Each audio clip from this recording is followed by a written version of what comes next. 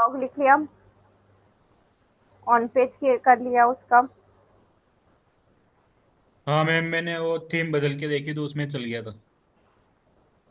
हो गया था। Very good. हाँ, बन लेकिन गया मैम वो। वो वेबसाइट में कहाँ दिख रहा है वो पता नहीं चल रहा।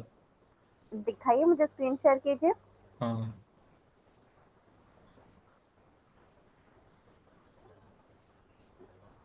ये सही है। यहाँ पे कहाँ दिखेगा ब्लॉग? ब्लॉग कहाँ दिखेगा? ऊपर स्क्रॉल कीजिए, आपको ब्लॉग इसमें ऐड करना पड़ेगा। देखो कैसे ऐड करोगे, कस्टमाइज में जाओ आप।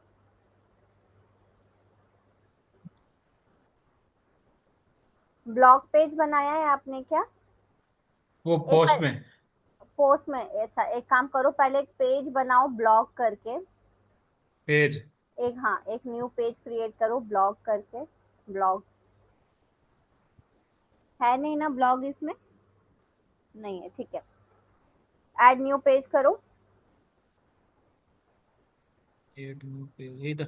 ये ऊपर, हाँ।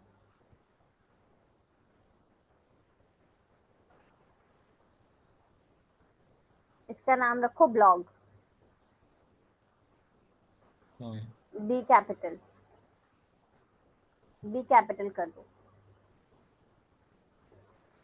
हम्म। हाँ, ठीक है, इसको पब्लिश कर दो। अब देखो क्या करना है। हम आपने जितनी भी पोस्ट बनाई है, ठीक है, सब अलग अलग है। हमको क्या हम्म। चाहिए, कोई भी ब्लॉग पेज पर आए तो उसको जितनी भी पोस्ट है वो सारी दिख जाए, है ना? उसके लिए हाँ। हम क्या करेंगे, एक प्लगइन होता है पोस्ट ग्रिड करके, ठीक है। उसकी उसका एक कोड होता है। वो जब हम ब्लॉग पेज में लगा देंगे तो अपने आप जितनी भी पोस्ट है वो हमारे ब्लॉग पेज पर दिखने लगेगी, ठीक है। तो कैसे करेंगे? अभी हमने पब्लिश कर दिया, अब डैशबोर्ड पर जाओ वापस। हाँ, हाँ। आप प्लगइन्स में जाके पोस्ट ग्रिड सर्च करो, ऐड प्लगइन करो। हाँ, ऐड न्यू प्लगइन कर दो। हाँ हाँ, कोई बात नहीं, कोई बात नहीं, कोई बात नहीं। अच्छा, ये कहाँ पर आ गए? बैक करूँ अब? हाँ हाँ, बैक कर। बैक। ऐड न्यू प्लगइन पर क्लिक करो। हाँ, सर्च प्लगइन पर क्लिक करो। हाँ, यहाँ पर टाइप करो post grid, POST post. Grid, GRID। GRID। हाँ हाँ, कोई सा भी फर्स्ट वाला ही ले लो।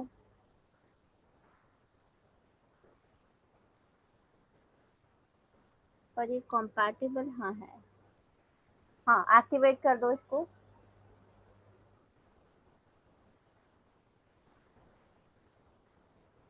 हाँ, हो लेट्स गया मैं। Start. What's your website is about? किस बारे में है आपकी वेबसाइट? क्लोथिंग। क्लोथिंग के बारे में। Advance quality builder, AI interior, fully functional builder, readymade starter site. Readymade starter sites पर क्लिक कर दो। ये हाँ, इस पे तो क्लिकेबल तो नहीं है मैंने। नहीं है तो ठीक है, फिर नेक्स्ट पर क्लिक कर दो। स्किप यहाँ दिस, पे आ रहा सिलेक्ट ये website type. Skip this step आ रहा है ना, वो उस पर क्लिक कर दो। नेक्स्ट। ये इधर लेफ्ट में आ रहा है एक बटन, स्किप दिस स्टेप। क्या लिख के आ रहा है इसमें? Website type, e commerce website, या ब्लॉग ब्लॉग ब्लॉग पे क्लिक कर दो अभी के लिए। हाँ, ठीक है, नेक्स्ट पर क्लिक करो अब। हाँ, रेडी टू गो।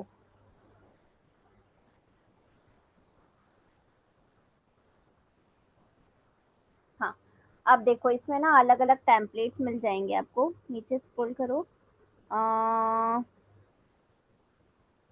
देखो इसमें वो दिख रहा है क्या? हाँ, और नीचे स्क्रॉल करो, पोस्ट ग्रेड करके दिख रहा है। आप थोड़ी सी स्क्रीन को जूम करोगे क्या? मुझे एक्चुअली दिखाई नहीं दे रहा है, बहुत छोटा छोटा दिख रहा है सब। हाँ, ठीक है। आप देखो यहाँ पर आपको वो दिख रहा है क्या? पोस्ट ग्रिड करके दिख रहा है। पोस्ट ग्रिड देखता हूँ।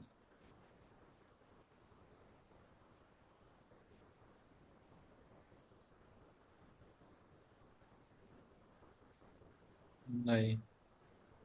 नहीं दिख रहा है। लेफ्ट हैंड साइड पर जाना। हाँ, और थोड़ा सा लेफ्ट, जहाँ पर पोस्ट ग्रिड की सेटिंग्स दिख रही है वहां पर जाना।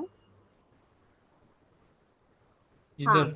यहाँ, हाँ यहाँ पर इसमें लिखा है क्या, क्या क्या है ब्लॉग से इन, ये नीचे क्या क्या लिखा है, साइड बार लिखा है और क्या लिखा है पोस्ट टेक्स्ट के नीचे। ये साइट बिल्डर, हाँ। स्टार्टर साइट्स, हम्म। ब्लॉक्स और हम्म। इंटीग्रेशंस। अच्छा, इंटीग्रेशन लिखा है। ठीक है, ये सेटिंग्स दिख रही है, सेटिंग्स पर क्लिक कर लो आप। और राइट में टॉप राइट कॉर्नर में देखिए सेटिंग्स अवर प्लगइन्स के पहले। सेटिंग। हाँ, नहीं ये वेबसाइट की सेटिंग्स नहीं, ये पोस्ट टेक्स्ट की ही वो थी सेटिंग्स। वापस से पोस्ट टेक्स्ट पर क्लिक करो। हाँ। हाँ, अब टॉप राइट कॉर्नर पे देखो सेटिंग्स दिख रही है, सीधे हाथ पर कॉर्नर में, इधर इधर जहाँ पर ये पेज है ना। हाँ, हाँ। इसमें देखो ऊपर ये सारे जो लिखे हुए, इसमें सेकंड लास्ट ऑप्शन है सेटिंग्स। हाँ, ये हाँ हाँ, इस पे क्लिक इस पे करो। क्लिक करूँ? हाँ हाँ, अब देखो इसमें है pre order style, container with, height template, और क्या है, डिसेबल इमेज साइज। हाँ, इधर से हो जाएगा, इधर से हो जाएगा ये। और नीचे स्क्रॉल करो, सेव सेटिंग्स पर क्लिक करो।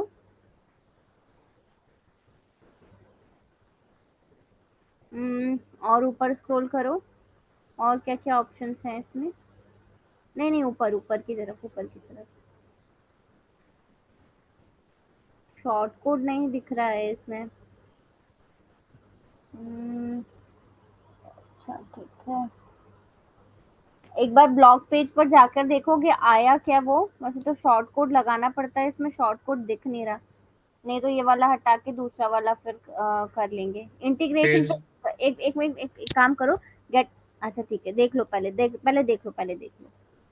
हाँ, ब्लॉग व्यू। पेज व्यू करो। हाँ, आया है क्या ऑटोमेटिक कुछ। नहीं। नहीं आया, ठीक है। एक बार इंटीग्रेशन और गेटिंग स्टार्टेड पर जाकर देख लेते हैं, नहीं मिला तो फिर हम दूसरा प्लगइन इंस्टॉल करेंगे, ठीक है। सभी को दिख रहा है ये पोस्ट ग्रिड का हमने प्लगइन इंस्टॉल किया है, खुशी और प्रवीण। पोस्ट ग्रिड का यूज क्या है पता है? नहीं नहीं, क्या है? बाकी लोग, बाकी किसी को भी नहीं पता? प्रवीण, नो मैम, नहीं पता। खुशी, ओके। पोस्ट ग्रिड का यूज ये होता है जब हमको सारे पोस्ट को किसी सिंगल पेज पर लेकर आना होता है ना। वैसे तो बाय डिफॉल्ट बहुत सारी थीम्स में ये बाय डिफॉल्ट आता है, ठीक है। लेकिन यदि नहीं आया है और हमको एक पेज पर सारे पोस्ट लेकर आने हैं, उसके लिए हम पोस्ट ग्रिड का जो प्लगइन है वो इंस्टॉल करते हैं। उससे क्या होता है, उसमें एक शॉर्ट कोड मिलता है हमको। वो शॉर्ट कोड जब हम पेज पर लगा देते हैं तो जितनी भी पोस्ट है वो एक ही पेज पर दिखने लगती है, ठीक है। क्लियर हुआ क्या यूज है पोस्टग्रिड का? हाँ, मतलब पोस्ट हम बनाते हैं वो अपने आप ब्लॉग में चल जाएगी, मतलब ऐसा? हाँ, करेक्ट करेक्ट। हमको बार बार अलग से डालनी नहीं पड़ेगी, वो अपने आप उसमें विजिबल होने लग जाएंगे, ठीक है। हम्म, अब देखो पोस्टग्रिड की एक और एक बार वापस से पोस्ट टेक्स्ट में जाना विद्युत। हाँ, इसमें गेटिंग स्टार्टेड पर क्लिक करना है एक बार। उसमें कुछ है क्या, ये गेटिंग स्टार्टेड वाले पेज पर ही हो आप, है ना? हाँ। डायनेमिक साइट बिल्डर, सारे ऑप्शंस हैं इसमें, दिख नहीं रहा। साइट बिल्डर है, ब्लॉक्स हैं, कस्टम, नहीं दिख रहा है ये। आई थिंक हमने गलत प्लगइन इंस्टॉल कर लिया है क्या। फ्रंट एंड पोस्ट सबमिशन, एक काम करो विद्युत, प्लगइन्स में जाके इसको अनइंस्टॉल करो। मैं एक बार अपनी वेबसाइट पे देख लेती हूँ कौन सा पोस्टग्रिड का प्लगइन है, वही हम इंस्टॉल कर लेते हैं फिर, ठीक है। मैं बताती हूँ प्लगइन का नाम आपको। ये पोस्ट टेक्स्ट है ना? हाँ, पोस्ट एक्स को प्लगइन्स में जाके डिलीट और डीएक्टिवेट कर दो।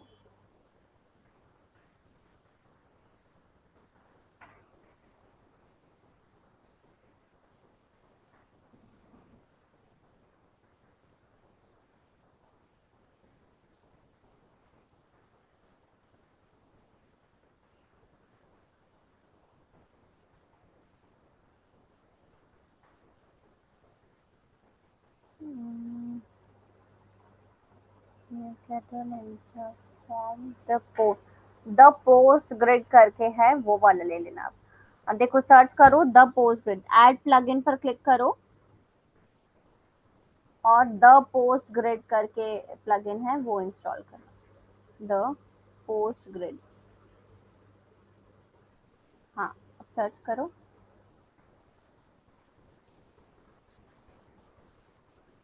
हाँ ये वाला है, ये वाला। कॉस्ट वाला, हाँ हाँ ये वाला है।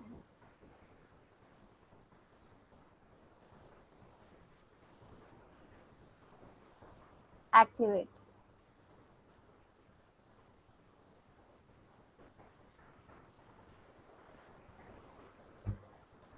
हाँ, अब देखो नीचे स्क्रॉल करो, load script, enable pre, disable this icon type, pagination range, ठीक है, enable image, post view count format, ये तो pro फीचर है। नीचे स्क्रॉल करो, सेव चेंजेस पर क्लिक कर दो। हाँ, अब ऊपर की तरफ स्क्रॉल करो, एड न्यू पोस्ट ग्रिड पर क्लिक करो एक बार। ये कहाँ? दिख रहा है add new post grid, left में आपको ये दिख, हाँ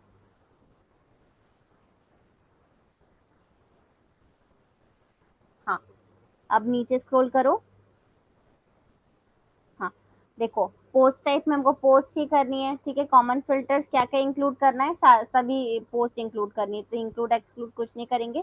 लिमिट में रख दो, एक रो में कितनी दिखनी चाहिए, तो 3 पोस्ट रख दो यहाँ पर, 3 ठीक।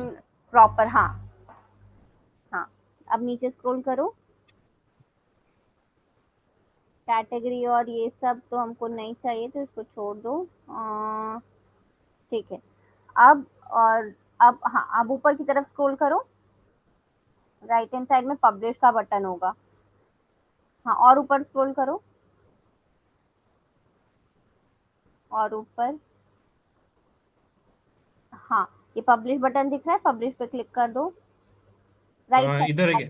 राइट, सीधे हाथ पे पब्लिश ब्लू बटन दिख रहा है। और ये और स्क्रीन शेयर है तो ये देख नहीं रहा, मुझे बंद करना पड़ेगा ये अच्छा, बार। एक बार बंद करके उसको पब्लिश कर दो। हम्म, हाँ,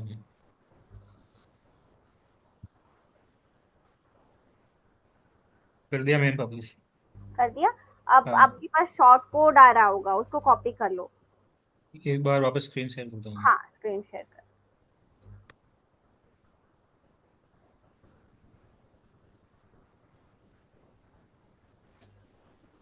हाँ, हम्म अ, ये शॉर्ट कोड जो है आपका, हम्म, कहाँ पे आ रहा होगा, सबसे ऊपर आ रहा होगा शायद, सबसे ऊपर स्क्रॉल, ये है क्या, एक द पोस्ट ग्रिड आईडी ये है ना, हाँ ये जो फर्स्ट वाला दिख रहा है ना, हाँ इसको कॉपी कर लो। कॉपी। हाँ, सिलेक्ट करके कॉपी कर लो। हाँ, हाँ किया। अब जाओ, अच्छा ये टाइटल अपन ने कुछ ऐड नहीं किया, एक बार टाइटल ऐड कर दो, पोस्ट ग्रिड 1 करके कर दो। इसका टाइटल है ये। जो हमने पोस्ट ग्रिड बनाया है ना उसका, मान लो आपको कोई दूसरा पोस्ट ग्रिड बनाना रहा, तो फिर हमको पता रहेगा कि कौन सा। एक बार अपडेट कर दो इसको, जहाँ अपडेट से इधर ही। पब्लिश किया था, हाँ जहाँ से पब्लिश किया था वहीं से अपडेट होगा। फिर ये शॉर्ट कोड कॉपी कर लिया ना आपने।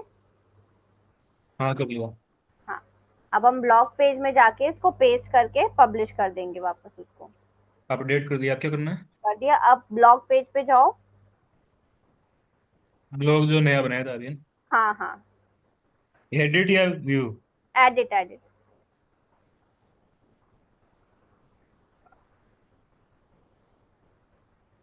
हाँ, आ गया अब। आ गया। अब उसमें जाकर ये कोड को पेस्ट कर दो। कर दिया मैंने। कर दिया, अब उसको अपडेट कर दो पेज को। सेव? हाँ, सेव कर दो। पब्लिश नहीं है क्या वो? नहीं, केवल सेव का ऑप्शन आ रहा है। अच्छा ठीक है, हो गया सेव। हो गया। अब व्यू हाँ, पेज करो।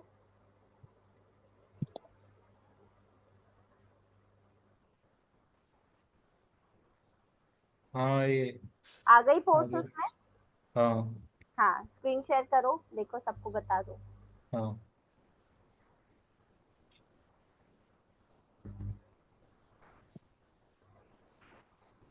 ये पोस्ट तो मैंने मैम लिखी नहीं, ये दोनों अलग आ रही है।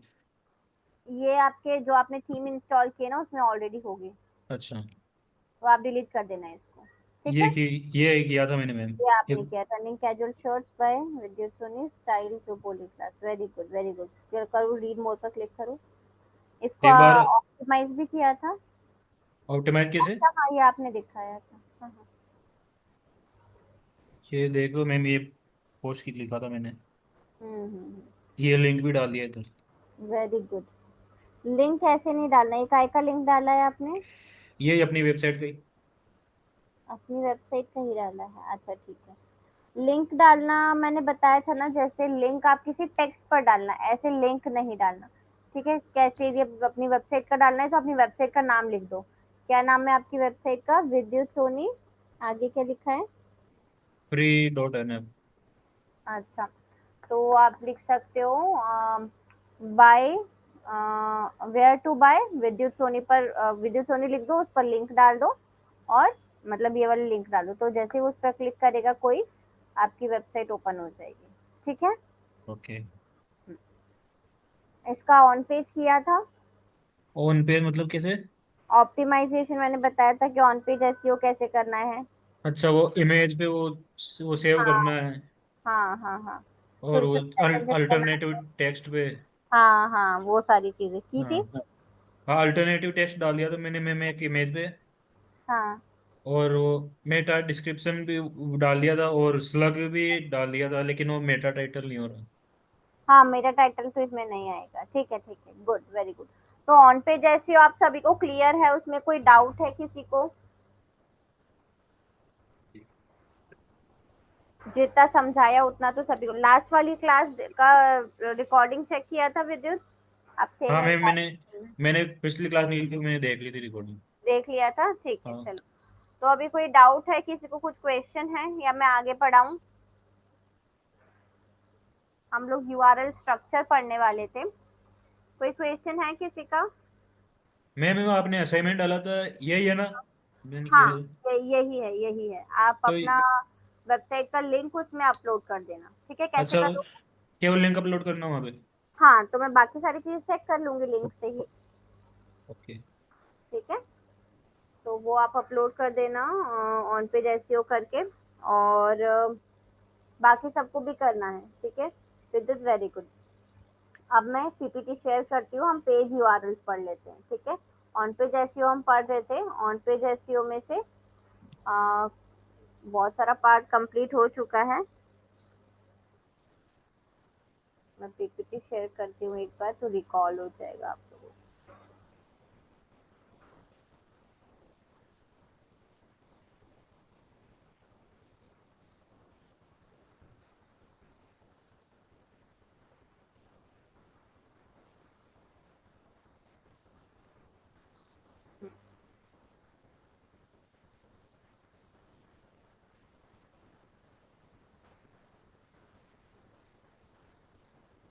पीपीटी विजिबल है आप लोगों को?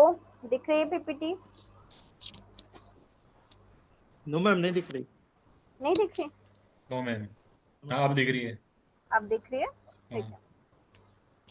तो आ, ये ऑन पेज एसईओ के एलिमेंट से हमने क्या क्या कर लिया है, इसमें से जो नहीं आता वो मुझे बताना। कीवर्ड रिसर्च सबको आती है? यस और नो? यस। विजुअल कंटेंट को ऑप्टिमाइजेशन कैसे करते हैं, ये आता है। विजुअल कंटेंट क्या होता है? मतलब इमेज ऑप्टिमाइजेशन। हाँ, इमेज वीडियो, ये जो जो है विजुअल कंटेंट है ना, उसका ऑप्टिमाइजेशन कैसे करते हैं ये आपको पता है। फिर पेज टाइटल्स पता है? ब्लॉग पे टाइटल डालना। नहीं नहीं, ब्लॉग का टाइटल नहीं, वो एसईओ टाइटल पढ़ा था ना हमने, मेटा टाइटल, हाँ। वो पेज टाइटल है, ठीक है। अच्छा। मैडम, फिर मेटा डिस्क्रिप्शन पढ़ा था। मेटा डिस्क्रिप्शन भी पढ़ा था और मेटा टाइटल भी पढ़ा था। मेटा अच्छा, टाइटल क्या इसमें है? वो टाइटल 60 जिसको, वर्ड में करना है इसको हाँ, कंप्लीट। 60 कैरेक्टर में, 60 वर्ड नहीं, 60 कैरेक्टर, ठीक है। वो मेटा टाइटल है। फिर हेडर्स पता है, हेडर्स क्या? हेडर्स, इसमें हाँ, क्या था मैम हेडर्स में? हेडिंग, हेडिंग जो हम हेडिंग सब हेडिंग बनाते हैं ब्लॉग लिखते अच्छा। टाइम, है ना, वो हेडर्स है, वो भी क्लियर है। फिर मेटा डिस्क्रिप्शन पढ़ा था, है ना, वो भी क्लियर है, मेटा डिस्क्रिप्शन भी। हाँ, इमेज और टेक्स्ट भी पता है। वो अल्टरनेटिव टेक्स्ट उसमें हाँ डालना था वो। हाँ। ओके। स्ट्रक्चर्ड मार्कअप पढ़ाया था मैंने लास्ट क्लास में, ये आपको देखना पड़ेगा, रिकॉर्डेड सेशन। देख लिया था आपने ये? हाँ मैंने तो देख लिया था। समझ में आ गया था? हाँ। ठीक है। पेज यूआरएल्स पर हम आते हैं। पेज यूआरएल्स में पढ़ा रही थी लास्ट सेशन में, जो हमने स्टार्ट ही किया था पूरा नहीं हुआ था, तो मैं ये पढ़ा देती हूँ, ठीक है।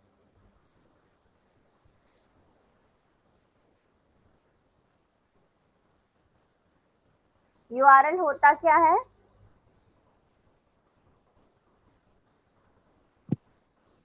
क्या होता है यूआरएल?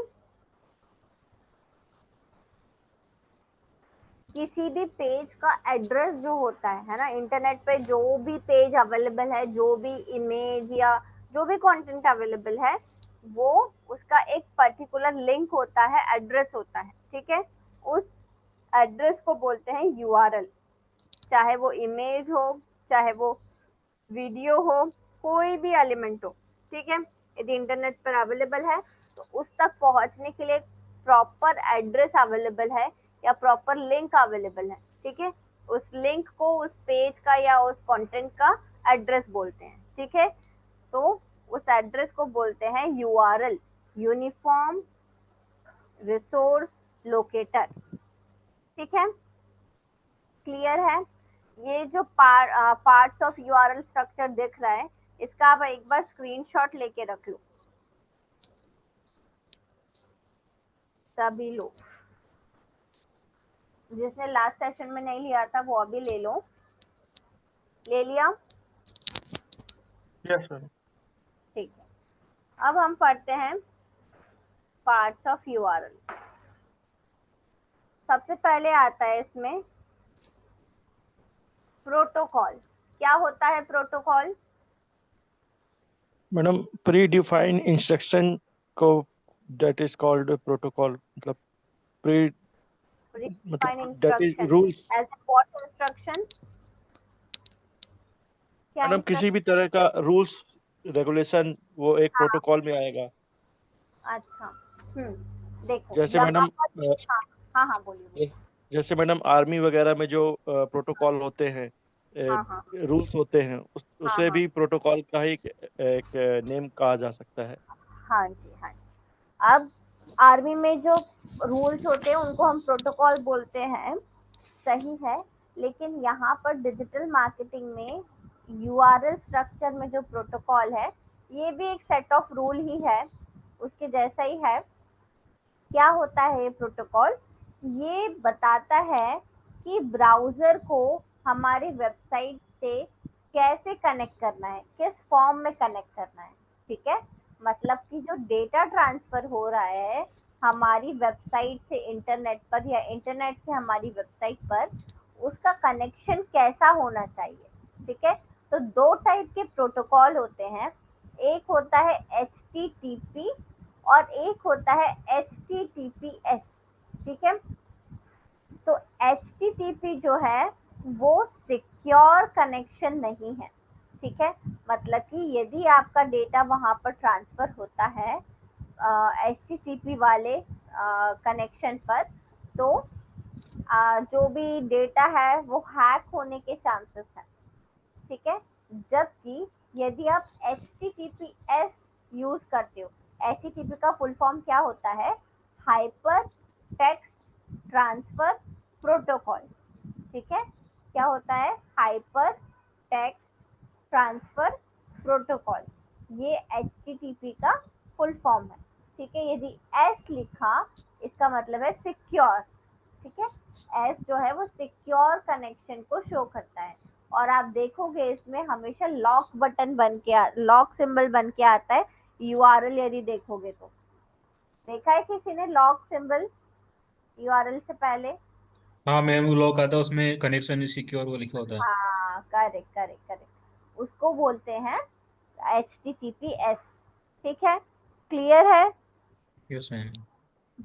अब पहले क्या होता था, पहले सिर्फ ई कॉमर्स वेबसाइट के लिए ये HTTPS जरूरी होता था, बाकी जो ब्लॉगिंग थीम है बाकी सब पर ये जरूरी नहीं था कि आप सिक्योर कनेक्शन ही यूज करो।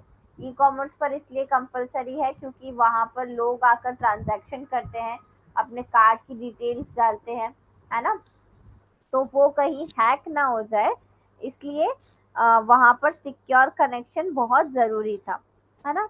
लेकिन अब गूगल ने क्या प्रायोरिटाइज कर दिया है, गूगल ने प्रायोरिटाइज किया है कि सभी को मतलब सिक्योर कनेक्शन यूज करना चाहिए।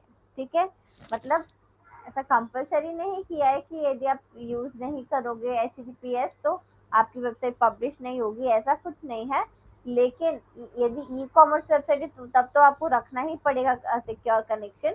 और बाकी ब्लॉगिंग थीम और इन सब के लिए भी गूगल ने अब ये कर दिया है कि यदि आप सिक्योर कनेक्शन यूज करते हो तो आपको मतलब और ज्यादा फायदा, रैंकिंग में ज्यादा फायदा मिलेगा। ठीक है, क्लियर हुआ? गूगल ने क्या प्रायोरिटाइज किया है कि यदि कनेक्शन सिक्योर है, वेबसाइट सिक्योर है, तो रैंक जल्दी होगी वो। ठीक है, क्लियर है इतना सभी को? Yes ma'am. ओके, तो ये प्रोटोकॉल हो गया। फुल फॉर्म आप लोगों को लिखना है तो आप लिख लो, या hyper text transfer protocol HTTP का फुल फॉर्म है।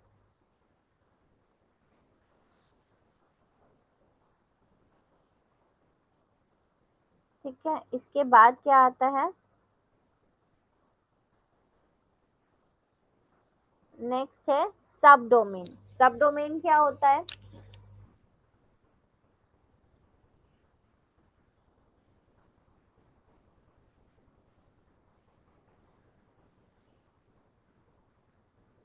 कोई आइडिया इसके बारे में?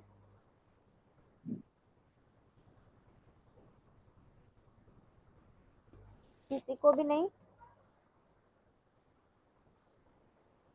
ये सर नो तो बोल दो। नो देखो, मैम। सब डोमेन जो है, सब डोमेन ऐसा बोल सकते हैं कि कुछ लेटर्स का स्ट्रिंग होता है एक, फॉर एग्जांपल www। ठीक है, अब www जो है वो सबसे पहला सब डोमेन है। ठीक है, मतलब इनिशियली जब ये सारी चीजें स्टार्ट हुई थी तो www था, वर्ल्ड वाइड वेब, ये कंपलसरी था उस टाइम पे यूज करना, अभी तो ऑप्शनल हो गया है। ठीक है, आप लगाना चाहो अपने वेबसाइट के एड्रेस में तो लगा सकते हो, अदरवाइज यदि नहीं लगाना है, शॉर्ट रखना है अपना यूआरएल, तो आप उसको शॉर्ट भी रख सकते हो। ठीक है, तो इसी को हम क्या कहते हैं, सब डोमेन बोलते हैं। इसके अलावा सब डोमेन क्या होता है,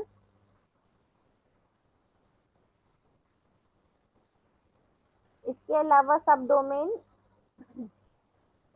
जैसे कि आपने देखा होगा careers.domain.com या blog.domain.com, info.website.com, ऐसा देखा है कभी?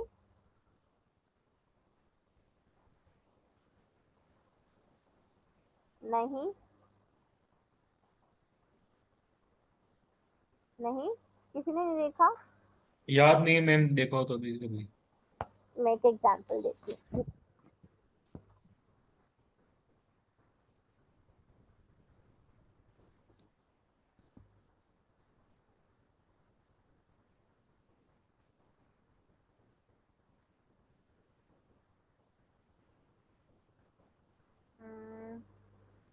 जैसे कि हम सर्च करते हैं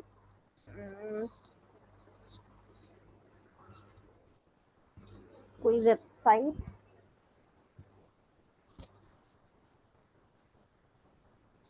careers डॉट,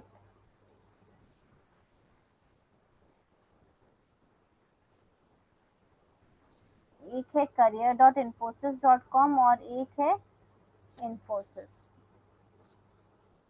मैं दोनों की यूआरएल बताती हूँ, एक बार स्क्रीन शेयर करती हूँ। अभी आप लोगों को क्या पीपीटी दिख रही है?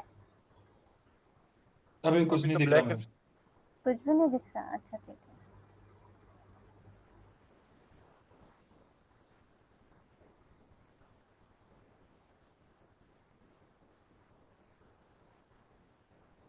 देखो अभी एंटायर स्क्रीन दिख रही यस मैम। है ना? अब देखो, ये है infosys.com, ठीक है। ये देखो इसका यूआरएल क्या है, infosys.com। मैं यदि इस पर कर्सर लेके जाती हूँ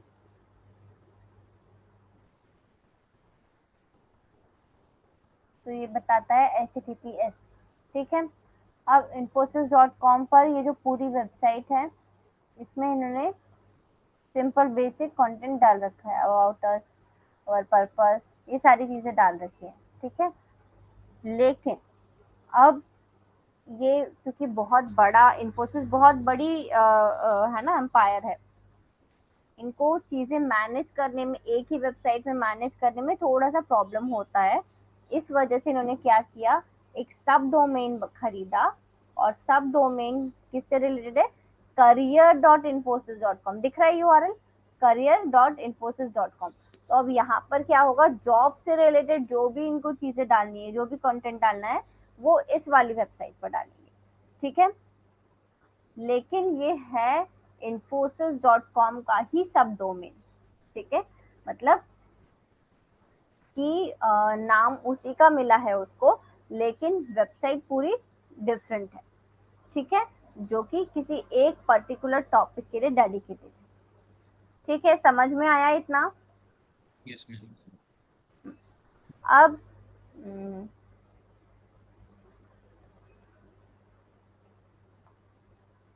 ये हो गया।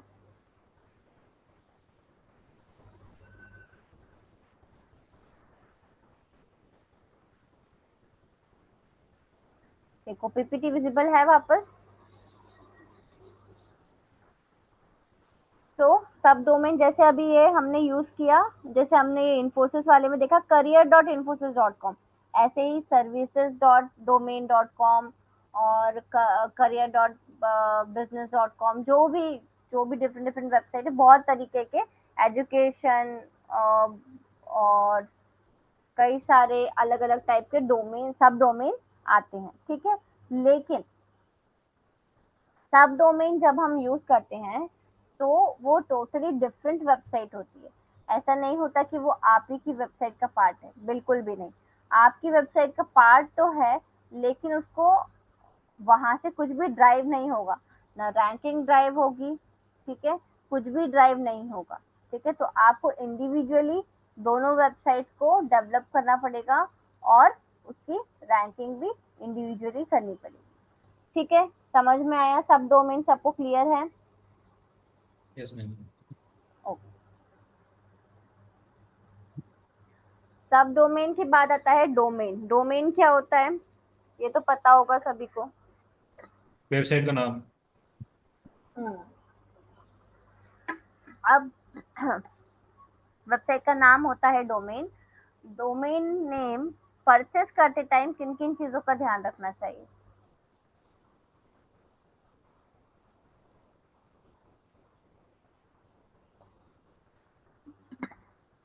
कौन मैडम सेम बताएगा? नहीं होना चाहिए। क्या नहीं होना चाहिए? सेम डोमेन नहीं होना चाहिए मैडम। सेम डोमेन नहीं होना चाहिए, सेम डोमेन अवेलेबल होगा भी नहीं। यदि किसी ने एक डोमेन ले लिया है तो वो नाम वापस से आपको अवेलेबल होगा ही नहीं, वो मिलेगा ही नहीं, ठीक है। और इसके अलावा और क्या?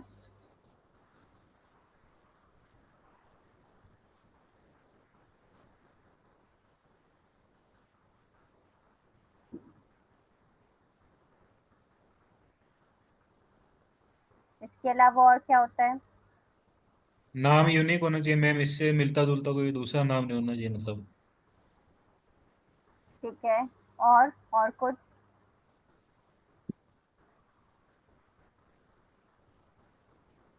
बस? देखो, डोमेन जो है मेन पार्ट होता है यूआरएल का। पूरा जो यूआरएल होता है, उसका सबसे इम्पोर्टेंट पार्ट, सबसे मेन पार्ट होता है डोमेन नेम। ठीक है, अब डोमेन नेम जब भी हम परचेज करते हैं, किन किन चीज़ों का हमको ध्यान रखना चाहिए। सबसे पहले तो ये कि डोमेन नेम छोटा होना चाहिए और कैची होना चाहिए। कैची होना चाहिए मतलब ऐसा होना चाहिए कि जल्दी से याद हो जाए। ठीक है, क्यों ऐसा बोल रहे हैं, ताकि और जब भी कोई विजिटर आपकी वेबसाइट पर आए और इनकेस उसको आपका कंटेंट अच्छा लगे तो वो उस नाम को भूले नहीं। छोटे नाम याद रखने में इजी होते हैं। ठीक है, तो कोशिश करना है कि हम छोटा सा नाम ले, ज़्यादा बड़े नाम पर नहीं जाए।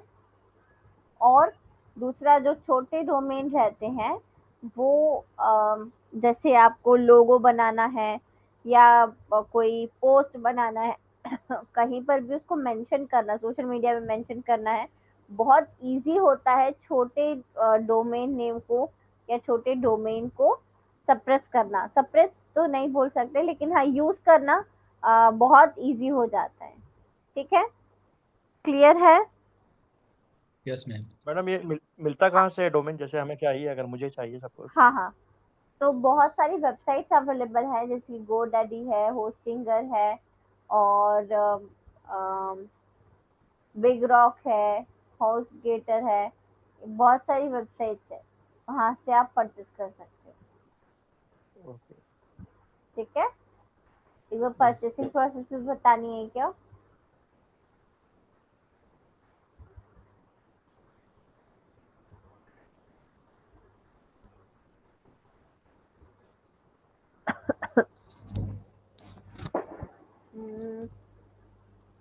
आप परचेज करने वाले हो domain name Praveen? No ma'am, purchase मतलब किस तरह से हाँ, लेते हैं, मुझे थोड़ा प्रोसीजर समझना अच्छा, था। एक जैसे मिनट किसी मैं व्यक्ति आपको, को लेना है सपोज। हाँ हाँ हाँ, मैं आपको दिखा देती हूँ, एक मिनट।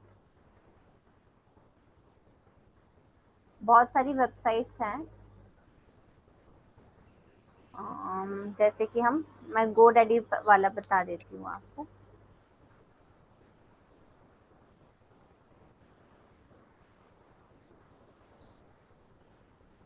होस्टिंगर है, नेमशिप है, बहुत सारी वेबसाइट। मेरी स्क्रीन विजिबल है? यस। हाँ, देखो मैंने यहाँ पर सर्च किया है गोडैडी, ये गोडैडी है, ये होस्टिंगर है, ये देखो ये सनी, ये नेमशिप आ रही है, ये सारी डोमेन, ब्लू होस्ट है। ठीक है, ये अच्छी कंपनी है सब। एक फायदा है, देखो यदि होस्टिंगर से आप लोग परचेज करते हो डोमेन और होस्टिंग दोनों, तो आपको ये फायदा कि आपको एसएसएल सर्टिफिकेट जो है वो फ्री में मिल जाता है लाइफ टाइम के लिए। ठीक है, और यदि आप गोडैडी से परचेज करते हो, है ना, तो उसमें क्या होता है, आपको ये जो है एसएसएल सर्टिफिकेट जो है अलग से परचेज करना पड़ता है, बहुत महंगा मिलता है और अलग से परचेज करना पड़ता है। ठीक है, तो ये फायदा है, आप मतलब गोडैडी के बजाय होस्टिंगर से भी परचेज करोगे तो इस चीज का बेनिफिट आपको मिल सकता है। ठीक है, अब करना कैसे है इसको परचेज वो बता देती हूँ। जैसे कि गोडैडी वाली वेबसाइट पर ही गए हम, अब हमको सबसे पहले तो डोमेन नेम सर्च करना पड़ेगा। तो ये लिखा है type the domain you want, इस पर गए, टाइप किया, जैसे मुझे चाहिए पलक ट्यूटोरियल। ठीक है, तो पलक ट्यूटोरियल .com ये मुझे चाहिए। ठीक है, सर्च डोमेन,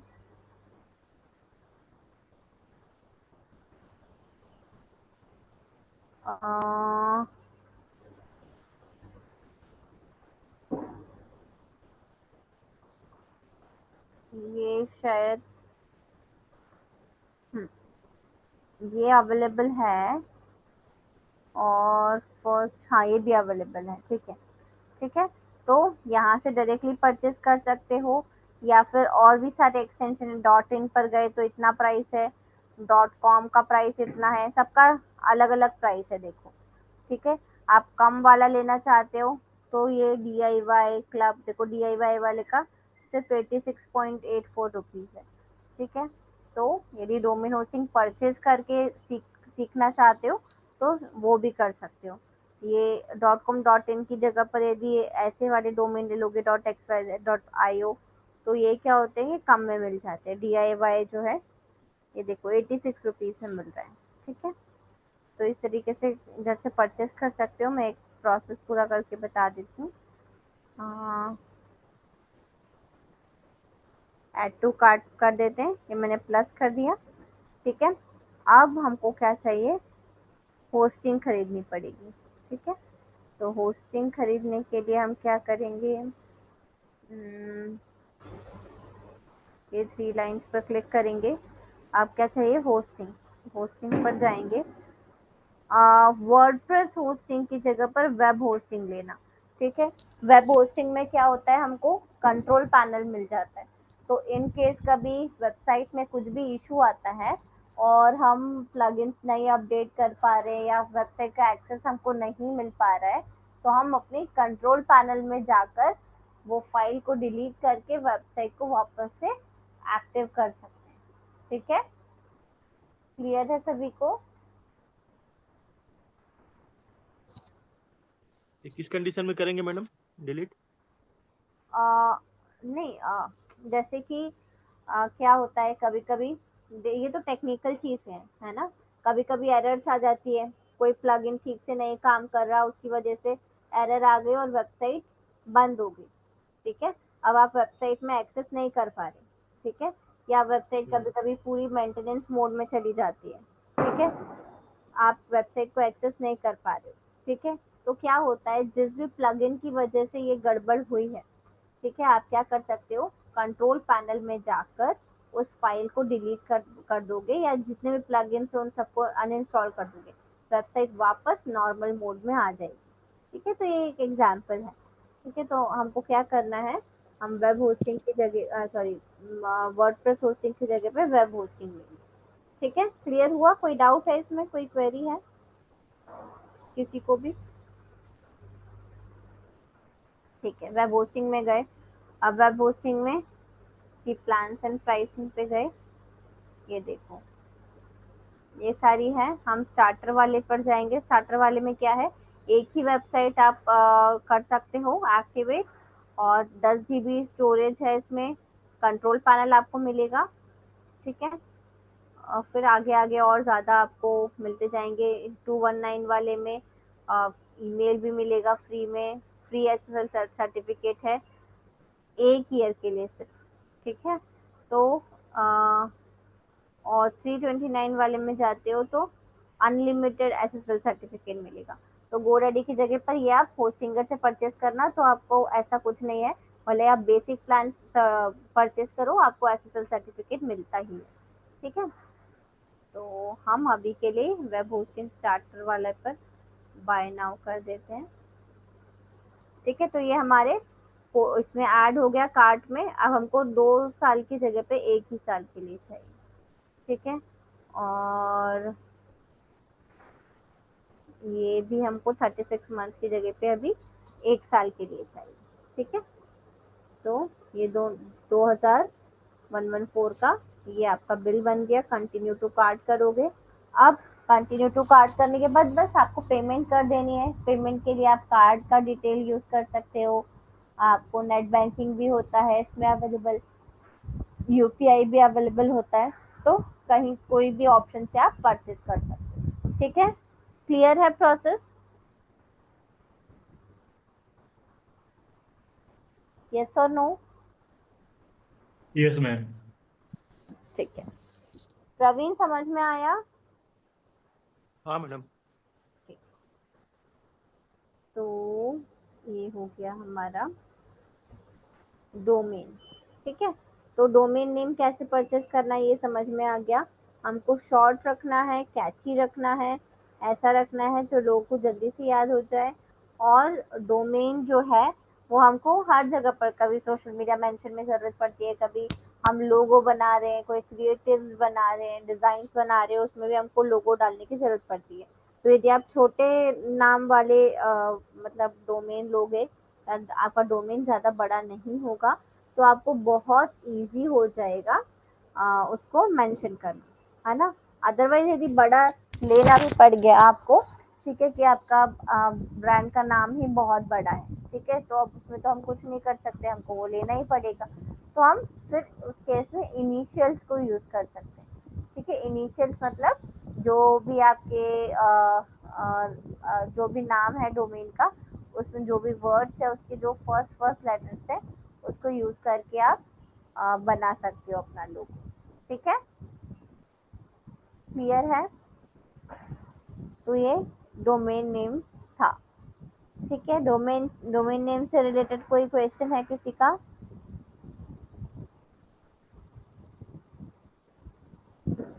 मैडम इसमें ईयरली मीन्स वो देना पड़ता होगा, इसके चार्जेस जैसा अपन हाँ हाँ, रिन्यू करना पड़ता है आपको, ठीक है। आप मतलब आपने यदि 1 साल के लिए खरीदा तो ईयरली करना पड़ेगा, आपने 2 साल के लिए खरीदा तो 2 साल बाद आपको रिन्यू करना पड़ेगा, ठीक है। जितने भी टाइम के लिए आप खरीद रहे हो, बेटर है एक एक साल के लिए खरीदो। कभी कुछ भी कोई भी इशू आया या आपको नहीं आगे कंटिन्यू करना, तो एटलीस्ट आपके पैसे वेस्ट नहीं होंगे वहाँ पर, ठीक है। क्लियर है। और कोई क्वेश्चन? ठीक है।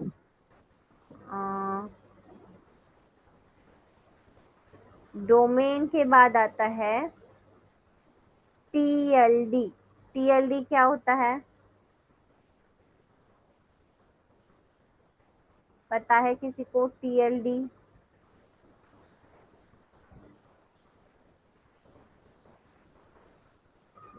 नहीं? No ma'am. एक,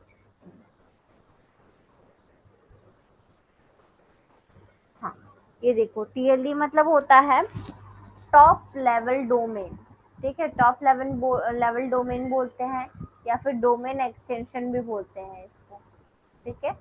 डोमेन एक्सटेंशन इसमें क्या होता है, जैसे कि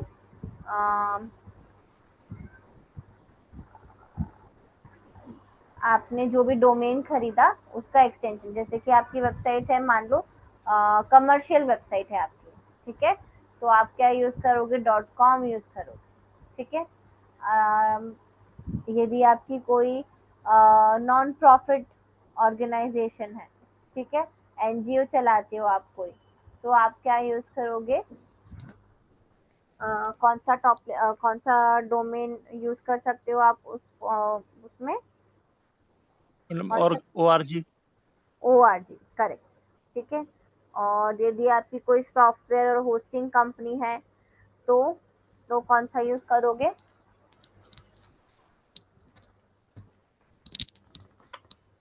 .net, ठीक है। यदि आपकी कोई एजुकेशनल इंस्टीट्यूट है, स्कूल है, कॉलेज की वेबसाइट है, उस केस में कौन सा यूज करोगे? EDU। हाँ, करेक्ट। और यदि हमारी कोई गवर्नमेंट एजेंसी से रिलेटेड वेबसाइट है, या गवर्नमेंट से रिलेटेड कुछ भी है, तो कौन सा यूज करेंगे एक्सटेंशन हम? .gov। यस, करेक्ट, .go, ठीक है। तो ये जो जो भी आपकी वेबसाइट का कंटेंट है, उसके बेसिस पर आपको डिसाइड करना है कि आपको कौन सा एक्सटेंशन लेना है। पीडीएफ विजिबल है क्या आपको? ये यूआरएल स्ट्रक्चर दिख रहा है? Yes ma'am. तो ये टॉप लेवल डोमेन्स हो गए, ठीक है। कब कौन सा यूज करना है ये क्लियर हो गया। अब टॉप लेवल डोमेन्स के बाद एक और होते हैं जिसको हम CCTLD बोलते हैं। CCTLD का फुल फॉर्म क्या हुआ? Country code top level domain, ठीक है। कंट्री कोड मतलब क्या हो गया कि कौन सी कंट्री में आप उसको रैंक करवाना चाहते हो, ठीक है। तो उस कंट्री का आपको कोड यूज करना पड़ेगा। फॉर एग्जाम्पल, इंडिया का है तो .in यूज कर लोगे, ठीक है। यूनाइटेड किंगडम का है तो .UK यूज कर लोगे, जर्मनी का है तो .de यूज कर लोगे, है ना। तो अलग अलग जो कंट्रीज हैं उसके लिए अलग अलग कोड्स हैं। तो ये जो कोड्स यूज करे जाते हैं उसको बोलते हैं CCTLD। ठीक है, क्लियर है CCTLD? और वर्ल्ड वाइड करना हो तो .com है। हाँ, वर्ल्ड वाइड करना हो तो .com। ये। ठीक है, और कोई डाउट? नहीं, ठीक है, तो ये भी कंप्लीट हो गया हमारा। हाँ, CCTLD जब हम यूज करते हैं तो ध्यान रखना है कि हमारे टारगेट ऑडियंस कौन है। ठीक है, मतलब हम स्पेसिफिकली कौन से एरिया में उसको रैंक करवाना चाहते हैं। ठीक है, अब इसके बाद आता है सब फोल्डर। सब फोल्डर क्या होता है? सब फोल्डर पता है?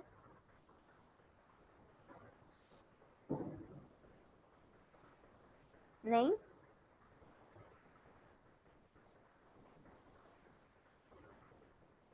किसी को नहीं पता? ठीक है, कैटेगरी। सब, हाँ, वेरी गुड। सब फोल्डर मतलब होता है कैटेगरी। अब ये आपको कैसे समझ में आया होगा कैटेगरी है? क्योंकि हमने क्या किया था यहाँ पर, ये एग्जाम्पल में दिख रहा होगा आपको शूज, जैसे कि आपकी क्लोथिंग की वेबसाइट है ना? तो आप, आपके पास अलग अलग टाइप के क्लोथ्स होंगे, है ना? तो उन क्लोथ की क्या कैटेगरी, जैसे आपके पास शर्ट्स भी है, टी शर्ट्स भी है ना, जैकेट भी है।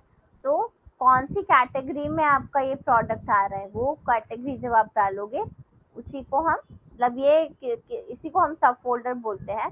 बेसिकली किस लिए यूज होता है ये कैटेगरी या सब फोल्डर, क्यों हम यूज करते हैं वेबसाइट में? ताकि कोई एक ही तरह का प्रोडक्ट दिख सके, और जैसे शूज में केवल शूज और उसमें केवल हाँ, शर्ट्स। करेक्ट, मतलब कि जो वेबसाइट है वो बहुत ही ऑर्गेनाइज हो जाती है इससे। ठीक है, और ठीक है, और इसके अलावा क्या होता है सब फोल्डर से? सब फोल्डर से ये एक और फायदा है कि प्रॉपरली ऑर्गेनाइज तो हो गया। जैसे आप, जैसे यूट्यूब वगैरह पर प्लेलिस्ट देखते हो आप, प्लेलिस्ट हाँ। बना लेते हो, या अपने मोबाइल में भी आप लोग प्लेलिस्ट बना देते हो, है ना, सॉन्ग्स की प्लेलिस्ट बना लेते हो। तो ऐसे ही जब विजिटर्स हमारे वेबसाइट पर आते हैं तो उनको कौन से टॉपिक में इंटरेस्ट है वो डायरेक्टली उसी पर क्लिक करेंगे। ठीक है, तो ये सॉर्टेड रहेगा, मतलब उनको इधर उधर भागने की जरूरत नहीं है। जो जो भी कंटेंट उनको चाहिए वो उस पर्टिकुलर कैटेगरी में मिल जाएगा। ठीक है, ठीक है, किसी को कोई डाउट है इतने में जो भी हमने डिस्कस किया? नहीं।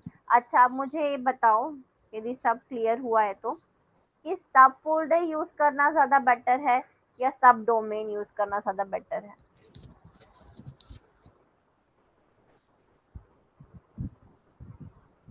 क्या ज्यादा बेटर है?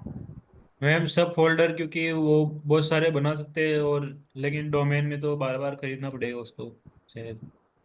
करेक्ट, करेक्ट, और कुछ, और कोई एडवांटेज है?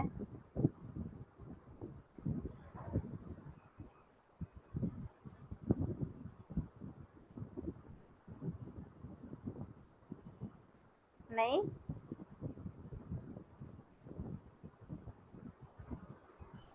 देखो, सब फोल्डर यूज करने में बहुत सारे फायदे हैं। सबसे पहले तो ये कि जैसा विद्युत ने कहा कि हमको अलग से परचेस नहीं करना पड़ेगा। यदि हम सब डोमेन करते हैं तो हमको सब डोमेन अलग से परचेस करना पड़ता है ना?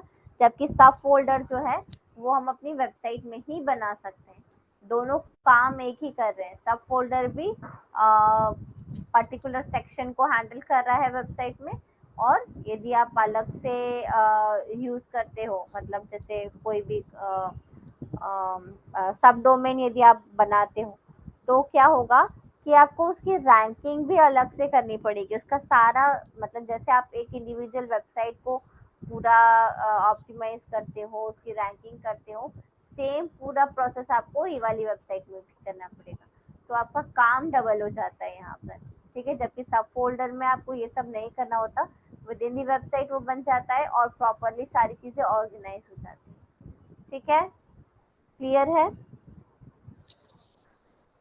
तो सब फोल्डर यूज करना बेटर ऑप्शन है।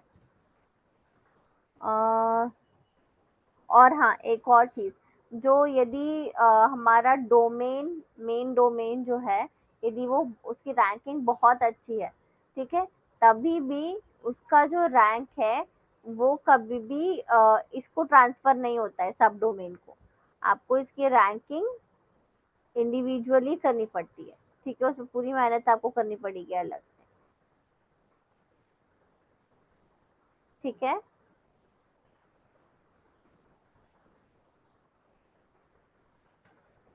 कोई क्वेश्चन पूछना है किसी को? नहीं, सब क्लियर है? ओके। अब आता है स्लज और पैरामीटर। स्लज क्या होता है? कोई बताएगा स्लज क्या होता है?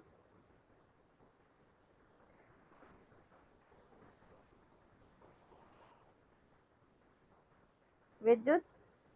स्लग में वही आपने वो वेबसाइट पे वर्डप्रेस में वो बता रहे थे, वो उसमें वही खुद लिख सकते, खुद बना सकते हैं स्लग। हाँ, मतलब कि वो जो पर्टिकुलर पोस्ट हम बना रहे हैं या कोई पेज हम बना रहे हैं, उसका जो मेन टाइटल था वो। URL होता, हाँ, उसका जो मेन होता है टाइटल या कीवर्ड, वो हम इसमें यूज करते हैं। ये पर्टिकुलरली उसी पोस्ट को या पेज को रिप्रेजेंट करता है। होता है पूरे URL का ही पार्ट है, लेकिन ये पर्टिकुलरली उस पोस्ट को या पेज को रिप्रेजेंट करता है, ठीक है। मैं खुद बनाना पड़ता है, अपने आप बन जाता है ये? नहीं, ये ऑटोमेटिक जनरेट तो हो जाता है, लेकिन कभी कभी क्या होता है, इसमें न्यूमेरिकल वैल्यूज आ जाती है, ठीक है। तो यदि वो आ गई है तो हमको पता होना चाहिए कि हम कैसे जनरेट कर सकते हैं, ठीक है। तो स्लज जब भी लिखते हैं, मैंने लिखवाया होगा शायद, हाँ। लिखवाया था, है ना। हाँ। शॉर्ट मतलब स्मॉल लेटर्स में ही लिखना है, बिना किसी स्पेस के लिखना है, ठीक है। क्या लिखना है? जो हमारा फोकस कीवर्ड है वही का वही लिखना है, ठीक है। और कोई डाउट किसी का भी? कोई क्वेश्चन है? चलिए ठीक है, तो फिर आज का सेशन हम वाइंड अप करते हैं, आगे का फिर नेक्स्ट सेशन में कंटिन्यू करेंगे, ठीक है। Thank you so much everyone. हाँ जी, यहाँ पे मैं एक डाटा बना रही हूँ। जैसे कि जो है सबसे पहले मैं आज मैक्रो कराऊंगी आपको। तो मैक्रो में क्या होता है कि डेवलपर टैब में मैक्रो का जो ऑप्शन होता है वो गिवन होता है। ये देखो, ये मैक्रो का ऑप्शन गिवन है, ये रिकॉर्ड मैक्रो का ऑप्शन गिवन है, और ये यूज रिलेटिव रेफरेंस का मैक्रो गिवन है आपको, ठीक है। Yes ma'am. तो यहाँ से हम रिकॉर्ड मैक्रो को क्लिक करेंगे और मैक्रो नंबर 1 जो है वो मैक्रो का नाम है। यहाँ पे हम एक शॉर्टकट की एस करते हैं, एस, कंट्रोल शिफ्ट एस, और ये याद रखनी है। अगर बाय चांस आप भूल जाओ तो उस केस में कैसे मैक्रो को रन करना है वो मैं बताऊंगी। मैम ओके कर मैक्रो दिया? मैम हाँ जी। मैम मैम मतलब मैक्रो है क्या, मतलब किस चीज के लिए यूज होता है इसका? मैक्रो बेसिकली यूज होता है कि लेट सपोज आपने किसी एक्सेल शीट में कोई डाटा बनाया है। लेट सपोज मैं आपको करके बताती हूँ, फिर आपको पता चल जाएगा। जैसे ये सीरियल नेम है, क्लास है, एंड ये रोल नंबर। ओहो,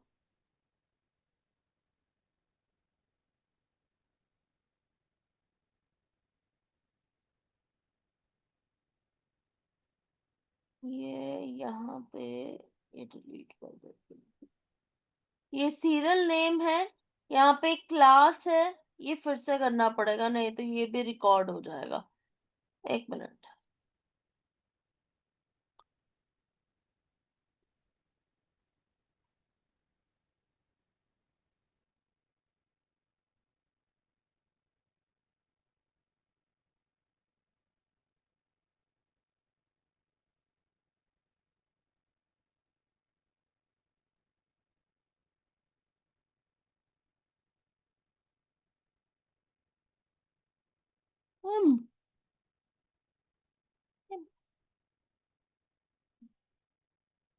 ये देखो, ये रिकॉर्ड मैक्रो पे क्लिक किया, यहाँ पे मैं अब हर बारी जब भी आपने मैक्रो रिकॉर्ड करना है रोशनी, तो आपकी शॉर्टकट की और मैक्रो का नेम डिफरेंट होना चाहिए। तो हम यहाँ पे कंट्रोल शिफ्ट एफ ले लेते हैं, ओके कर लेते हैं।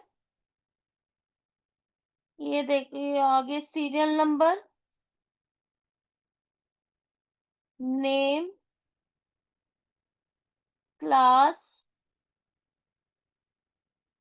रोल नंबर,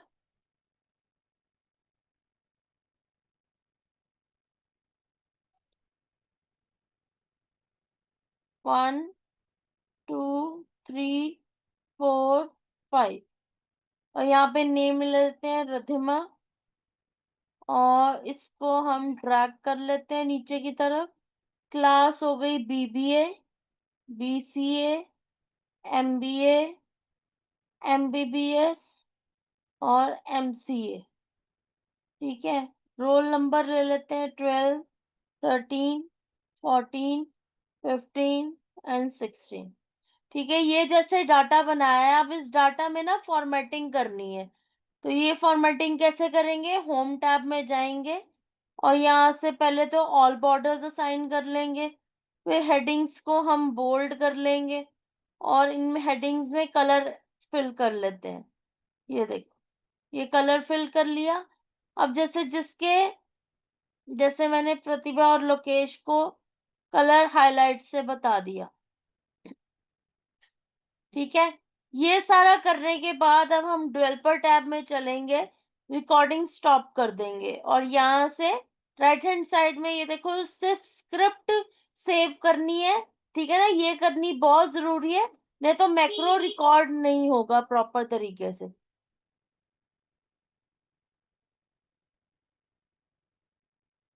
ठीक है, ओके कर दिया, इसको क्लोज कर दिया। अब इसको मैं डिलीट करती हूँ यहाँ से, कंट्रोल माइनस एंटायर कॉलम को डिलीट कर देती हूँ। अब मैं यहाँ पे कंट्रोल शिफ्ट एफ करूंगी तो देखो सारा का सारा डाटा अपने आप आ जाएगा। ठीक है, यस मैम। मतलब जैसे ही मैंने ये देखो, मैं फिर से करके बताती हूँ, इसको कंट्रोल माइनस करके एंटायर कॉलम को डिलीट कर दिया, कंट्रोल शिफ्ट एफ किया तो जितना जैसे का जैसा डाटा था और जो फॉर्मेटिंग करी थी वो वैसे की वैसी आ गई।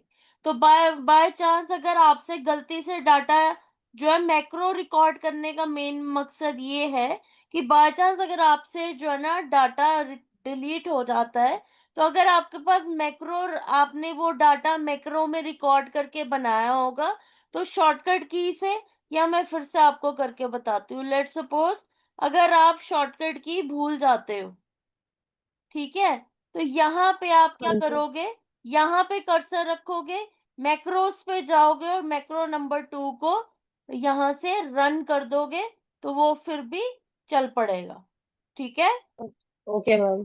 मतलब अगर आप बाय चांस बहुत बड़ा डाटा बना रहे हो, जिसको बनाते बनाते आप मैक्रो का शॉर्टकट की भूल गए हो, तो आप मैक्रोज में जाके मैक्रो नंबर 2 सेलेक्ट करोगे और यहाँ से रन बटन पे क्लिक करोगे तो वो मैक्रो चल पड़ेगा आपका। ठीक है, यस मैम। फिर अब शीट नंबर 2 में हम एब्सोल्यूट रेफरेंस मैक्रो करते हैं। ठीक है, यहाँ पर मैं एक डाटा बना रही हूँ, जैसे serial number, name of the course,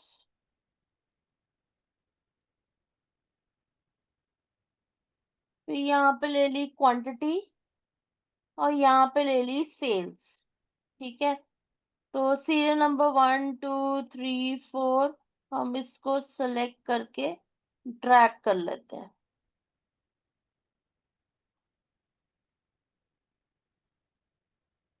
name of the course में हम ले लेते हैं Tally Prime, then Excel pro, then हम ले लेते हैं QuickBooks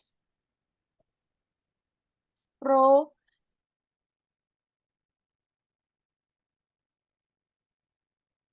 then Tally Prime फिर ले लिया, फिर ले लिया, फिर ले लिया, Excel pro, Excel pro, QuickBooks, QuickBooks, QuickBooks. Then आता है Python pro, Python pro. Then आ जाता है SAP FICO, SAP FICO. Then आ जाता है हमारा QuickBooks, QuickBooks, Tally, Tally, QuickBooks, SAP FICO, SAP फीको, ये आ गया। ठीक है। अब क्वांटिटी हम यहाँ पे ले लेते हैं कि क्वांटिटी का मतलब है कि ये कोर्स कितनी बारी सेल हुआ है, 12 टाइम्स, 14 टाइम्स। इन दोनों को सेलेक्ट करके हम ड्रैग कर लेंगे। फिर सेल्स में ले लेते हैं 12,000, 1,40,000। इन दोनों को सेलेक्ट कर लिया तो ये ड्रैग कर लिया। ठीक है। ये हमने एक डाटा बनाया है। इतना पता चल गया रोशनी? Yes ma'am. ये हमने यहाँ से बोल्ड कर लिया और यहाँ से हमने कलर फिल कर लिया। ठीक है। अब हमने क्या करना है, मैक्रो रिकॉर्ड करना है। ठीक है। हमने ये जो डाटा बनाया ना, इसके अकॉर्डिंगली एक सेल्स रिपोर्ट, एक सेल्स रिपोर्ट बनानी है। मैं इसको जरा थोड़ा बड़ा कर देता हूँ, बड़ा कर देती हूँ। यहाँ पे लिखती हूँ सेल्स रिपोर्ट। ठीक है। और सेल्स रिपोर्ट में यहाँ पे नेम ऑफ द कोर्स आ जाएगा। ओ सॉरी, ये देखो यहाँ पर हमने सेल्स रिपोर्ट बनानी है, बट सेल्स रिपोर्ट बनानी है मैक्रो रिकॉर्ड करके। तो डेवलपर पे जाएंगे, रिकॉर्ड मैक्रो पे क्लिक करेंगे। इसमें हम कंट्रोल शिफ्ट जी की शॉर्टकट की असाइन कर देते हैं। यहाँ पे हम बनाना शुरू करते हैं सेल्स रिपोर्ट 2024 टू 2025। यहाँ पर ले लिया नेम ऑफ द कोर्स, यहाँ पे ले लिया काउंट इफ, यहाँ पे ले ली टोटल सेल। ठीक है। अब यहाँ से हमने ये नेम ऑफ द कोर्सेज को सिलेक्ट किया, कंट्रोल सी, और यहाँ पे पेस्ट कर दिया। बट यहाँ पे आप देख रहे हो कि हर एक कोर्स बार बार रिपीट हो रहा है। तो हमने डाटा हाँ में जी। जाना है। डेटा में जाके हम ये रिमूव डुप्लीकेट्स का आइकन नजर आ रहा है, इस पे क्लिक करेंगे, रिमूव डुप्लीकेट्स पे क्लिक करेंगे, ओके करेंगे, तो ये वो बताएगा कि 16 डुप्लीकेट वैल्यूज फाउंड की गई और रिमूव कर दी गई हैं, और अब 5 यूनिक वैल्यूज रिमेन है। तो ये देखो 5 यूनिक वैल्यूज आ गई। अब यहाँ पर हमने is equal to count if का फॉर्मूला लेना है। रेंज ले लेंगे हम, रेंज हम ये लेंगे, रेंज हम यहाँ से सिलेक्ट करेंगे सारी रेंज। ठीक है। फ्रीज कर देंगे, कॉमा, क्राइटेरिया में हम ले लेंगे ये क्वांटिटी, क्योंकि क्वांटिटी को काउंट करना है। फ्रीज कर दिया, ब्रैकेट क्लोज कर दिया, एंटर। एक मिनट,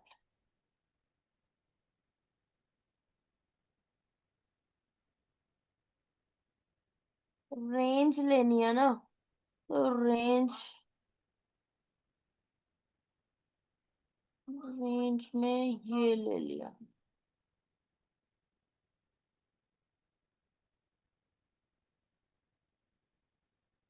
एक मिनट, काउंट में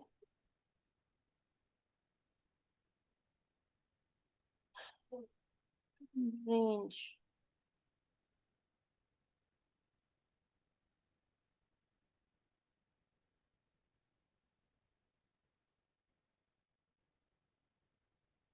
क्राइटेरिया में क्वांटिटी ले ली,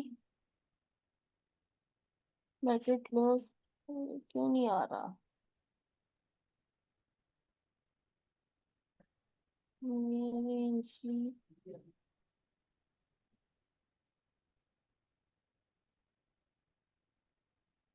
एक मिनट रोशनी होल्ड करना।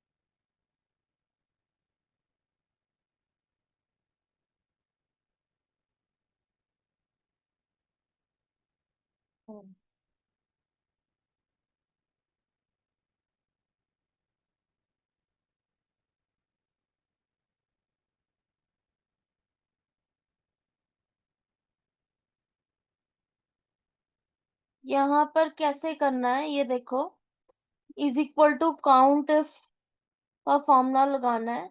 ये रेंज मांग रहा है तो रेंज हमने क्या काउंट करना है, कोर्सेस को काउंट करना है। ठीक है, कॉमा क्राइटेरिया में इसको लेके ब्रैकेट क्लोज कर देंगे, एंटर। तो ये मेरे को काउंट बता देगा रोशनी, ये देखो कैसे किया मैंने। पर मैम ये तो दोनों चीजें सेम ही है ना। हमने दोनों चीजों में, रेंज में और क्राइटेरिया में, name of the course he but select मुझे किया। काउंट करना है ना, काउंट इफ का फॉर्मूला लगा के काउंट करना है कि एक जो कोर्स है वो कितने नंबर ऑफ टाइम्स रिपीट हो रहा है। तो यहाँ अच्छा। पर रेंज में मैंने नेम ऑफ द कोर्सेज की रेंज ले ली, ठीक है, हम्म। कॉमा क्राइटेरिया मैंने ये फर्स्ट रो, फर्स्ट जो I7 है ना, इसको मैंने क्राइटेरिया ले लिया, ब्रैकेट क्लोज। काउंट तो वैसे भी basically name of the courses को ही काउंट करना है ना, एंटर किया हाँ तो ये हाँ। मेरे पास काउंट आ गया। ठीक है, अगर आप मैन्युअली भी देखना चाहो तो आप देख सकते हो कि टेली प्राइम 1 2 3 4 5 6 टाइम्स रिपीट हो रहा है। ठीक है, फिर एक्सेल जो है वो 1 2 3 टाइम्स रिपीट हो रहा है। क्विकबुक्स प्रो 1 2 3 4 5 6 टाइम्स रिपीट हो रहा है। तो इट मीन्स कि जो भी फॉर्मूला लगाया है वो एकदम सही है। ठीक है, यस मैम। अब यहाँ पर हमने सम इफ का फॉर्मूला लगाना है। सम इफ के फॉर्मूला में रेंज लेना है, तो रेंज हम यही कोर्सेज का रेंज ले लेते हैं, कॉमा क्राइटेरिया में हमने लेना है ये, कॉमा सम रेंज में हम ले लेंगे टोटल सेल, ये जो सेल वाला कॉलम है, ब्रैकेट क्लोज, एंटर करेंगे तो ये टोटल सेल बता देगा। मतलब ये सिर्फ ये जो 16,20,000 है, ये सिर्फ टेली प्राइम के कोर्सेज की सेल। जो टेली प्राइम ये देखो 1,20,000 है, फिर 1,18,000, 20,000, 2,00,000, 2,20,000, इनको काउंट करके जो है ना टोटल 16,20,000 आ रहा है। ठीक है, यस मैम। और यहाँ से हम इन हेडिंग्स को हम थोड़ी सी फॉर्मेटिंग कर लेते हैं। यहाँ से हम ये ले लेंगे, ये कलर ले लेंगे, और यहाँ से इनको भी कलर कर लेंगे। क्या कर रहे हो यार मैम? हाँ, क्या बोल रहे हो रोशनी? कुछ नहीं मैम, आपसे नहीं कह रही थी। अच्छा, तो अब ये पूरा का पूरा हम जो है इसको कॉलम्स में जो है बॉर्डर लगा लेते हैं। ये हमारी रिपोर्ट बन चुकी है। अब हम डेवलपर टैब में जाएंगे और यहाँ से स्टॉप रिकॉर्डिंग कर देंगे। ठीक है, और यहाँ से स्क्रिप्ट, स्क्रिप्ट मीन्स कि जो भी VBA कोडिंग हुई है वो VBA कोडिंग हमने यहाँ पर सेव कर देनी है। ठीक है, और यहाँ से हम इसको क्रॉस कर लेंगे। अब मैं यहाँ से इसको कंट्रोल माइनस करके एंटायर कॉलम्स को डिलीट कर देती हूँ, कंट्रोल माइनस करके एंटायर कॉलम को डिलीट कर देती हूँ, कंट्रोल शिफ्ट G करूंगी तो वो सारी की सारी रिपोर्ट बन के तैयार हो जाएगी। ये देखो, ठीक है, यस मैम। ये समझ में आ गया रोशनी? हाँ जी मैम। अब यहाँ पर हम एक बटन बनाकर देखेंगे। इंसर्ट टैब में जाके हम इलस्ट्रेशन में जाके शेप ले लेंगे कोई भी। यहाँ से मैं ये शेप ले रही हूँ, ठीक है, इस शेप को हम थोड़ा सा लाइट कलर लेते हैं, इसमें हम लिखते हैं सेल्स रिपोर्ट। ठीक है, सेल्स रिपोर्ट लिख दिया। अब राइट क्लिक करेंगे, 1 मिनट, राइट क्लिक करेंगे, यहाँ पे असाइन मैक्रो का ऑप्शन आ रहा है, असाइन मैक्रो में जाके मैक्रो नंबर 3 असाइन करना है, ओके कर देंगे। अब हम फिर से इस पूरे सेल्स रिपोर्ट को कंट्रोल माइनस करेंगे और यहाँ से एंटायर कॉलम को डिलीट कर देंगे। ओहो, ये भी डिलीट हो जाएगा, 1 मिनट, कट कर देते हैं इसको, कट नहीं हो रहा, यहाँ पे बनाती हूँ मैं इलस्ट्रेशन, यहाँ पे ये बटन बनाया इतना सा, ठीक है, इसका कलर चेंज कर दिया। ठीक है, यहाँ पे हम लिखते हैं सेल्स रिपोर्ट। ठीक है, राइट क्लिक किया,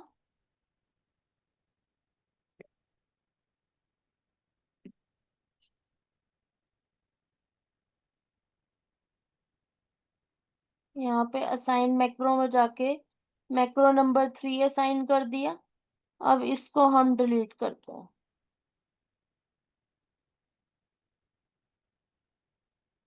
एंटायर कॉलम डिलीट हो गया। ठीक है, अब हम यहाँ पे जैसे ही सेल्स रिपोर्ट पे क्लिक करेंगे, वो सारी की सारी रिपोर्ट आ जाएगी। ठीक है, यस मैम। समझ में आ गया रोशनी? हाँ जी मैम। तो ये आपने प्रैक्टिस करनी है। ठीक है, हाँ जी। और इसी के साथ आपका एडवांस एक्सेल का टॉपिक कंप्लीट हो गया है। आप एक बारी सचिन सर से बात कर लेना कि सर मेरी एडवांस एक्सेल की क्लासेस कंप्लीट हो गई हैं, तो पावर बीआई की कब से स्टार्ट होंगी? अच्छा मैम, तो फिर मैम एक्सेल से रिलेटेड कुछ मतलब मेरे को एक आधा प्रोजेक्ट मिल जाता या एक आधा कोई मतलब टेस्ट वगैरह वो मेरे को मिल मैं दे जाता? दूंगी, वो मैं आपको दे हम्म, दूंगी, वो मुझे बनाना पड़ेगा। वो आप सैटरडे संडे का टाइम दो, मैं सैटरडे संडे मतलब लेकर ना एक पूरा हाँ फुल फ्लेज वो बना दूंगी आपके लिए, जिसे कहते हैं ना प्रोजेक्ट बना दूंगी, जिसमें सारे टॉपिक्स जो है ना कंबाइन होंगे। ठीक है, तो हाँ। वो सारा ठीक। आपने करके दिखाना है मुझे। ठीक है, अच्छा हाँ, ओके ओके मैम। हाँ, ठीक है, तो ओके। ये थैंक आज यू। का ये टॉपिक लास्ट रह गया था, तो ये शीट हम्म, मैं आपके साथ शेयर कर देती हूँ, उसमें वो कोई टेंशन नहीं है। ओके। ठीक है, ओके मैम, थैंक यू। चलो, ओके।